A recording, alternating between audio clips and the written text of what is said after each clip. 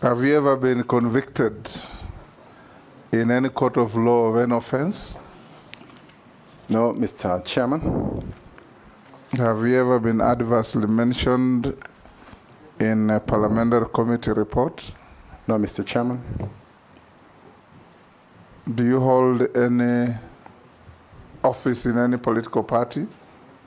Not at the moment, but I've previously held office in Ubuntu People's Forum. Yes. UPF. Have you ever been dismissed or removed from office for contravention of Article 75 of the Constitution? No, Mr. Chairman. Have you ever been associated with practices that depict bias, favoritism, tribalism, nepotism in the discharge of public duty? Not to my knowledge, Mr. Chairman. What is your last wish to this committee?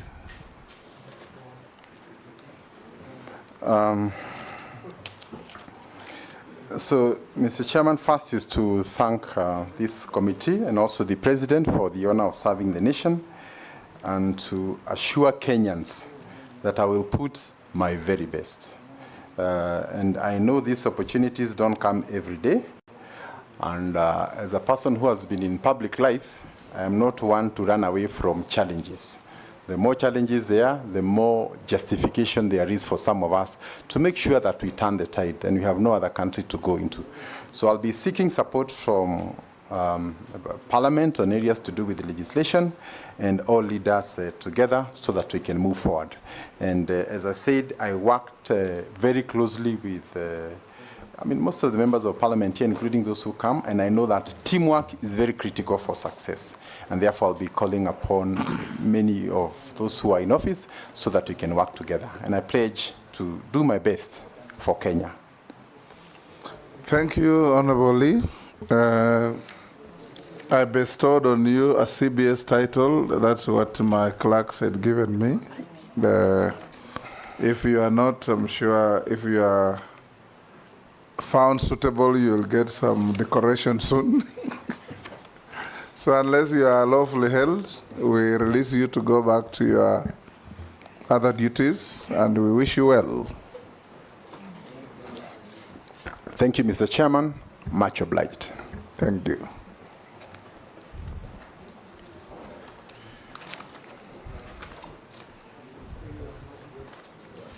Asante.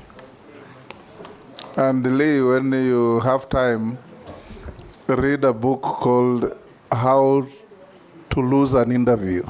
To lose? How to Lose an Interview. It includes losing temper. On both sides. Thank you.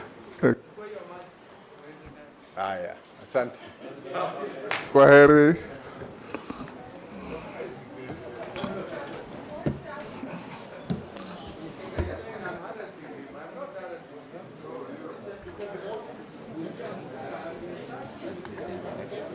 Yes. Yes. Honorable members, this brings to an end our engagement with the three nominees. I want to take this opportunity to thank all members, including our staff, for taking time off your break to come and discharge this national duty. We know we are on our long recess, but you took time out to come and discharge this duty, which, in my estimation, you have discharged very honorably and respectfully.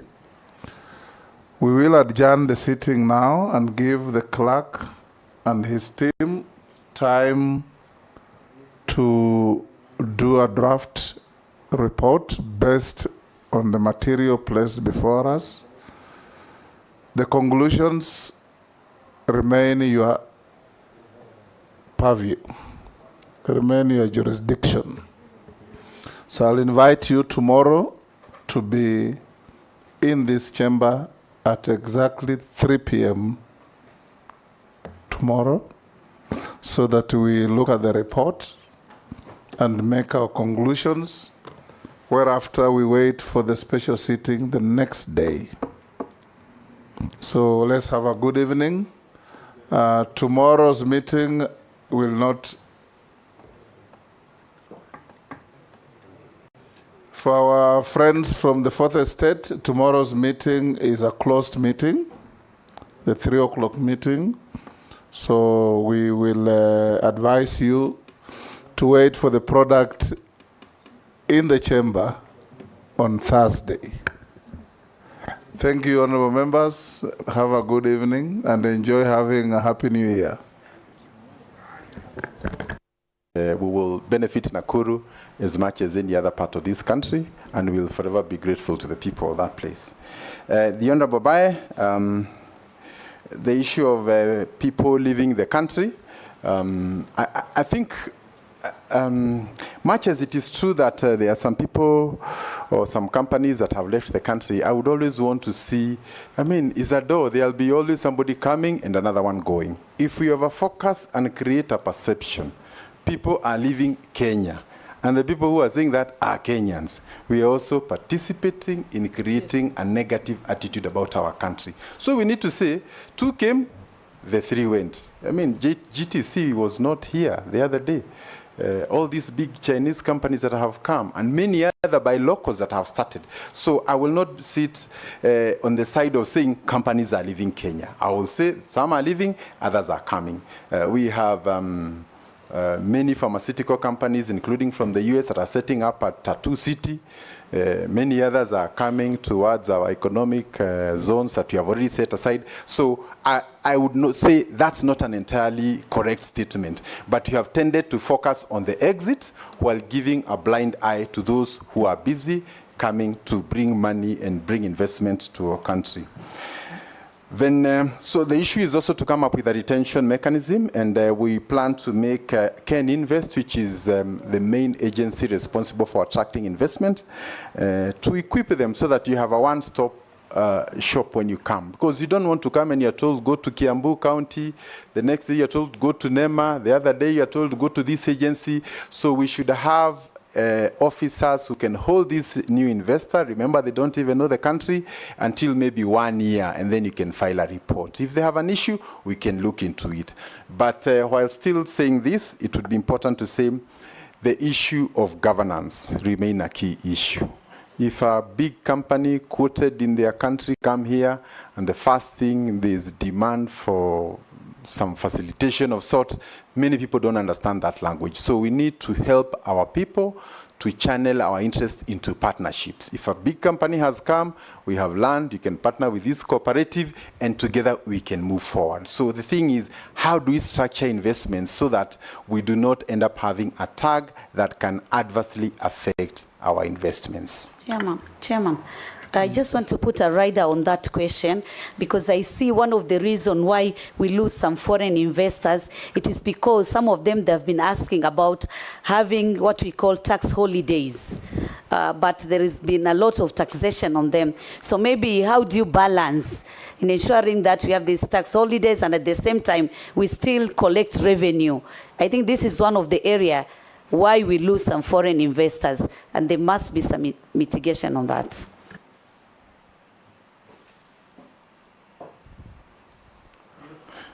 Thank you, Mr. Chairman. So while getting to that, there was the issue of KEBS and counterfeit. I think one of the biggest challenges we have with KEBS is that the standards are there, but enforcement requires support from other agencies. So I think moving forward, we need to look for a way in which we can give KEBS the teeth to bite. So for example, if they discover there's an anomaly with a particular product, they need to go through interior, get officers, and so on. So I think the issue of enforcing so that the steel we produce or the cement is to the highest standard. And this will help us to instill trust and confidence with investors, because some of the key areas where we require government intervention is in standards. No single company can ensure the standard across the board, but government can do that, and KEBS is up to the job. But we need to review its mandate, especially with respect to enforcement. Then there is the issue of tax holidays asked by the Honorable Mishi. It is true that there are companies that come and do not strictly fit within our special economic zones or export processing zone, and I think some of these things can be looked on a case by case. But I think we also need to look at what would they otherwise be getting in other countries vis-a-vis what we are giving them, and ensure that at all times we are competitive. And I think one of the most important things is to learn how some of the major economies in the world operate.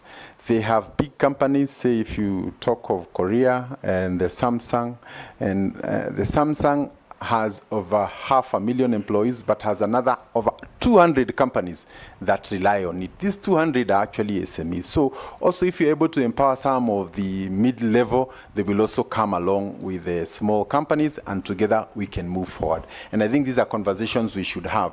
And closely related to that, especially for foreign investment, is that there's always been an old debate. Even as you bring foreigners, you need to direct them which sectors to go. Because you don't want a situation where they come and put a butchery and a hardware next to one run by locals. So I think within our investment policy, we also need to ensure that we don't just attract investment, we also direct it where it can be most beneficial and protect our local investments. Then, Speaker, may I ask a question? Honorable Lee, one of the issues, you've talked about various strategies, but I've not heard you say anything about incentives to foreign investors, like giving them the land, giving them tax breaks. If you could just elaborate on that. Through the chair, I think also in the trade, in the Ministry of Trade, we have Members, so you are now just shooting questions without going through the chair. That's not our modus operandi, but go ahead, Mukami. Yeah, what I wanted to tell the nominee, in the trade, in the Ministry of Trade, we have Kinvest. Yes. Those are the ones who are supposed to guide whoever is coming to invest in this country. But I was also thinking in future, we may think about the foreign investors who are coming here in this country. They must we cooperate them with locals to avoid whatever they are earning in this country. You know, like Chinese, they we have a law on local content, don't we? Yeah. Yes. Okay. It's just enforcement. Okay, you enforce that. Yes. Mary, ask your question. Thank you, Chairman. One question. No, Chair had not asked. Allow me, I'll not go to the preamble. I'll go straight, I have three. Chair, number one, we talked about dependency on imports, the substandard, the counterfeit, name them, that are impacting negatively on the local industries. My question is, we may even impose taxes to discourage importation of those substandard goods. We may even do whatever it takes, but what are you going to do as the minister if you nominee, you are approved to promote local content and encourage use of locally produced goods? Because if you do not change the mindset, then even if we do all that, that may be in vain. Secondly, with the high rate of unemployment, what programs for skills development are you going to support? Although I know that will cut across other sectors, education, labor, and what have you. Because why are we producing graduates for opportunities that do not exist? If we do not need psychologists as a country, why are we continuing to produce them? Why are we continuing to produce accountants to come and stay at home for 10, 15 years unemployed from the time they graduated? I think that is also an area I feel you need to give us your thoughts as you take up the ministry if approved. And the last one is, for Kenya to achieve significant industrialization by the year 2030, and you've already alluded to this, we need to address the challenges in the manufacturing sector. High cost of production, deficits in infrastructural, infrastructure within the sector. And case among them is the sugarcane industry in the Western region. Those are some of the challenges that have been bedeviling that sector. So if we approve you, what are you going to do to address these challenges across. Thank you. Last, Naisula. Thank you, Chairman. Listening to the nominee, and even from his preamble, he seems to have thought about the challenges that are there that hinder manufacturing. You talked about high cost of electricity, taxation, and all. What are some, because when you speak here, we think tomorrow we're taking off if you get nominated and approved. What are some of the challenges that you foresee that might hinder all these good things that you've talked to us about here once you are nominated and appointed? Can you answer those? Mishi, you have a question? I thought you have asked. Okay, go ahead. You are a joyrider to many questions. No, thank you. You know that was somebody else's question, but I was just putting a rider on that. So go ahead. It was not and my ask question. Your own now, Mama. Yeah, thank you, Honorable Chairman. Honorable Chairman, I understand the nominee was once the governor of Nakuru County, and during that time you facilitated the setup of the Bahati Industrial Park, which focused on leather and textile industry. My question is, how will you replicate this model at a national level, particularly by promoting the growth of the leather industry in regions where we feel that we have potential for raw material sourcing? I'm looking in the area like the Ukambani and even Northeastern. My last question, you also successfully attracted investment in this Nakuru Special Economic Zone. We are having what we call Dongokundu Special Economic Zone, and it is being established in my constituency, that is Likoni constituency. This proposal has been there for the previous two regimes. To date, we are just hearing Dongokundu Special Economic Zone, but little has been achieved. What are your plans to ensure that we actualize this dream? And maybe, do you know the status of this project? Do you have the budget for this project, or it will just remain a promise or rather public relation? Thank you, Honorable Chairman. Chair, can you answer one from the public? Just one. Let him finish that first. Okay. Thank you, Mr. Thank you, Mr. Chairman. Allow me to start with the Honorable Ferdinand. And he had asked about our exports to the Middle East, and specifically beef and goat and the Bachuma Gate, where we really used to do, you hold the animals before you send them out. And maybe to make a special plea also to the nation, we are about 5 hours by air to the Middle East, and by sea maybe 10, 12 days. That is a region that has serious food deficiency. They can't grow food in the desert. However, they have a lot of money. They have a lot of resources. So Kenya is a natural source of food, including the beef. And I want to commend the MP for bringing that matter.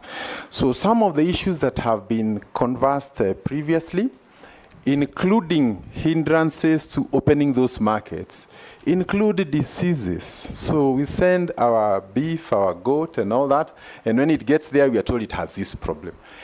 And the biggest challenge is that when a particular disease or traces of a disease are found, they will not say it is from exporter X or Y. They will say it is from Kenya. So Kenya is one source. So if we also don't clean our market, so that we say we need 500,000 goats every month, and that can keep all these pastoralist areas busy for the whole year.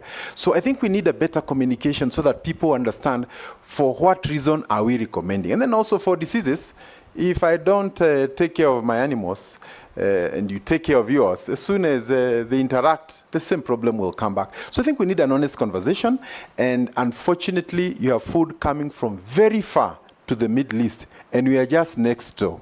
And our young people are living here to go and work there as house girls and other jobs. Yet they can work at home, stay in the comfort of a family, and be able to earn a good living. So I think there is a bit of need to change those dynamics.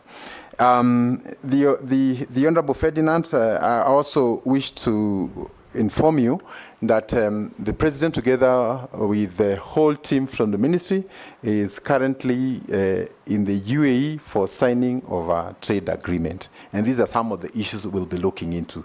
And I want to call upon members of parliament and the country at large to align ourselves now to the market. In fact, we are getting to a situation where the country has secured more markets than we can supply. You know, so if we can't supply those markets, the bigger question will be, should we be looking for more markets or go back mashambani and create the products that we need? And I think this is really where we are. Even avocado and many of the other products, the issue is now being able to create that value chain, the logistics for export, and getting our young people to benefit from that. And closely related to that, the issue of engaging our young people. Excuse me. I just want to inform the nominee, Pachuma was a holding ground. Yes. That's what it is. So treatment, what have you, then after that, we'll export the animals, live animals, which are actually healthy. Isn't that what he said? Yeah. It's a quarantine. It's a quarantine area to drench diseases, then export. Yeah.